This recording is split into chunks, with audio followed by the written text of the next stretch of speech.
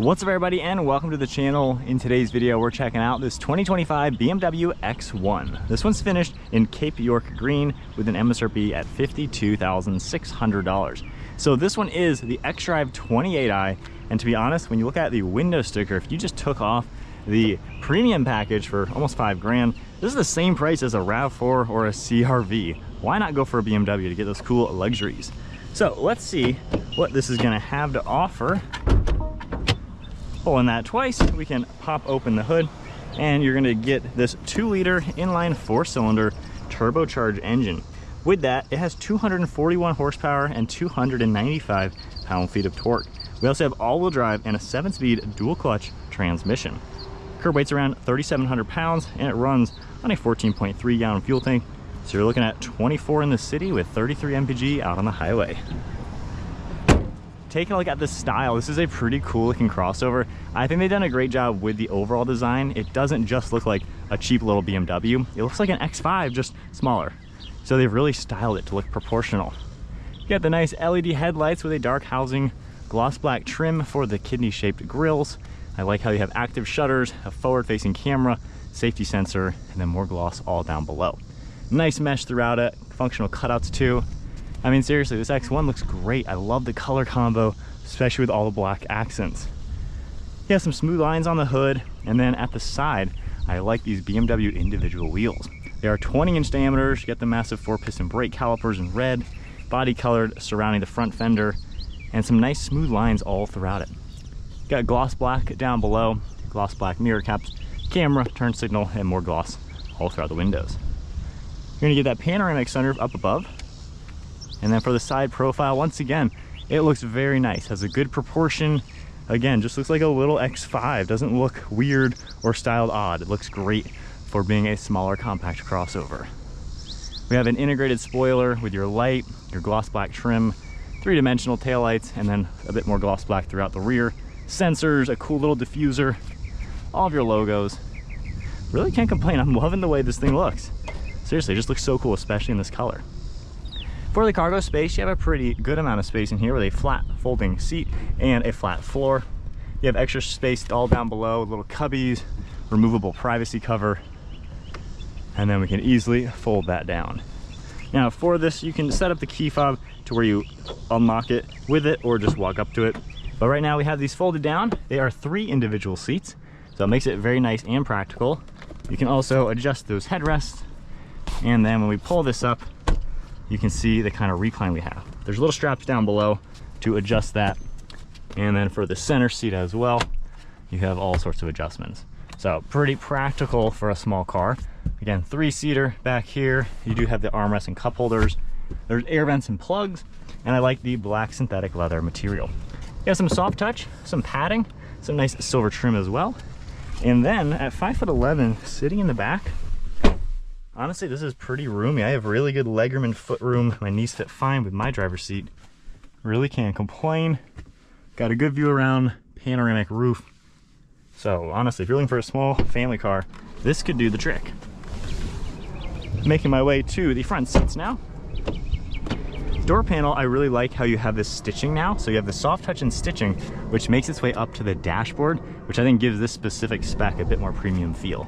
Got more padding, your cool release handle, memory seating, and Harman Kardon audio system. Now inside, let's fire it up. Little 4-cylinder will turn on, and we have a nice leather-wrapped steering wheel with all this silver trim.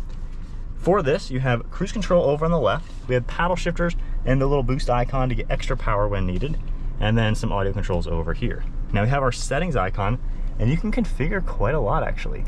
So you can take a look at all sorts of different content you're able to have in that center display. The layout you can even change, depending on what you like. And the heads-up display system, if you can see it, will have a bunch of different designs. We have the stock on the right side for windshield wipers, turn signals over on the left, some headlight controls over here, primarily there's automatic. We have some gloss black and silver heads-up display, a little bit smaller curved display. And again, I love the stitching and everything on the upper area. It makes this basic car feel pretty nice.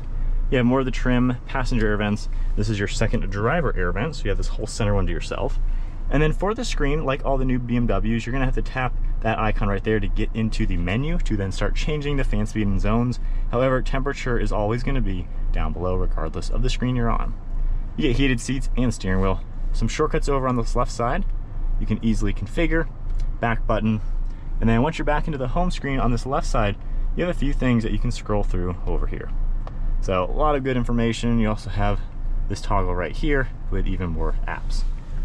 Going into reverse, we have a nice backup camera, top-down view, panoramic view, a couple different assistants, P button for park.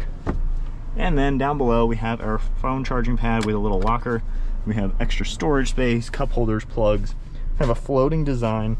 And then over here, we have a couple extra toggles over here for volume, auto hold. This one right here, you can press. It'll come up on the screen with a couple different settings you can make within the car. Then we have my modes too. So for this, you can just toggle each one. It'll actually change the display a little bit. You got a sport mode, efficiency mode as well. So pretty cool touch for this car. And then this button right here pops this open sideways. There's not really that much space in here, so maybe like your key fob, maybe some cash or something simple. And then we have a lockable glove box on the right side. One last look at the interior. To be honest, for BMW's entry-level crossover, this is actually pretty nice. Takes a little bit getting used to this new style. I know not everyone's the biggest fan, but this specific spec is very well appointed. You got your sunroof shade, those controls, and then garage door buttons underneath the mirror. All right, so setting off now in the X1, lightly accelerating in sport mode. So one thing cool with a little boost icon, if you hold that left pedal, it'll basically give you 10 seconds of sport boost. Basically giving you kind of like the optimal RPM boost just to give you a bit more power. Cool thing on this menu, you can see a little torque and horsepower gauges changing as you give it some throttle. So pretty cool way to drive it. It gives you a sporty vibe. If we just go into the efficient mode, just kind of toggle it into a normal drive mode, this car drives really smooth. You know, it's a BMW at the end of the day, so it's gonna drive like a luxury car. It's very smooth on these bumps. The steering is effortless. You have a fantastic view around, nice windshield. All the glass is pretty large too, so it's really easy just to see around. I like how the headrests also dip downwards. Got the massive panel roof when needed to really just give you that type of openness. But using the interior while driving also isn't too difficult. Pretty simple, your typical BMW stuff. Obviously you have to tap this every time to go to your fan speed, which is a little annoying. But other than that though, I mean, it all looks good. And it's just kind of an effortless, nice normal car to drive. Even being a smaller car, I fit really well in here. The seats are nice and comfortable, and the touch points are good as well for, again, being the entry point into a BMW crossover. So they really didn't make this, you know, a car that's full of sacrifices. It's a nice car. Looks a little interesting. It's gonna take you some getting used to, I think, the newest BMW layout. But even just spending some time with this today, I'm starting to like this a little bit more than I initially expected. It also takes bumps well. You don't really hear anything rattling or anything. The brakes are nice. And then with the turbo 4-cylinder and that dual clutch, you gotta let it engage a little bit in that slow speed, but once you get moving, it shifts very smooth, very seamless. There's tons of power, and I'm not even flooring it being a brand new car, but you got some power in this little car to where you can totally just use this for kind of anything, and it's sporty enough. You can tone it down and not get the packages that this one has. Obviously this has the bigger brakes and things like that to be a bit more fun to drive, but you can get these in a pretty simple spec without even spending too much money. Man, just giving a little bit of an acceleration, this thing starts to pull. So this is peppy without being, you know, a crazy expensive car. And when you look at the pricing, this is pretty much in line with some generic brands that are not going to be this peppy. So I think BMW's done a cool job with their entry price point car, this X1. Not hating driving it. I think it's got a good blend of everything for being a smaller car. Get up to speed once again after the car goes, but yeah, not bad. I feel like there's decent storage solutions too, so it's very useful. You know, you can put your stuff in the places that you're gonna want. Seamlessly, 4,000 RPM, we just get up and move. So put the X1 on your list. It's a good driving car. It feels like a BMW, just a good price point one. I think it has a lot to offer.